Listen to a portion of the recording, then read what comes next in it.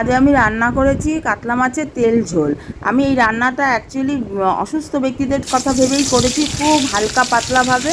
তোমরা যখন রান্না করবে তখন তোমাদের পরিমাণ মতন বেশি করেই তেল দিও, কারণ মাছটার নামই তো তেল ঝোল। যাই হোক, মাছটা আমি একটু ভেজে নিয়েছি, কাঁচা মাছও রান্না করা যায়, তা আমি ভেজে নিয়েছি। মাছটা বড় ছিল তাই।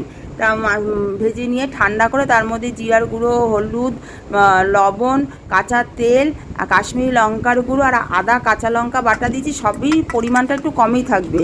তা সেটা দিয়ে ভালো করে মেখে নিয়ে কড়াইতে জিরে ফোড়ন দিয়ে মাছটা একদম মশলা সমেত দিয়ে দিয়েছি। দিয়ে পিঠ একটু নাড়াচাড়া দিয়ে পরিমাণ মতন জল দিয়ে দিয়েছি। যার যেরকম মাছ সেই বুঝেই জলটা দেবে, কারণ ঝোলটা একটু বেশি হবে। তারপর যখন ফুটে আসবে তখন কাঁচা লঙ্কা কটা চিড়ে দিয়ে দেবে, দিয়ে আর একটা উতাল তুলে মাছটা নামিয়ে ফেলবে।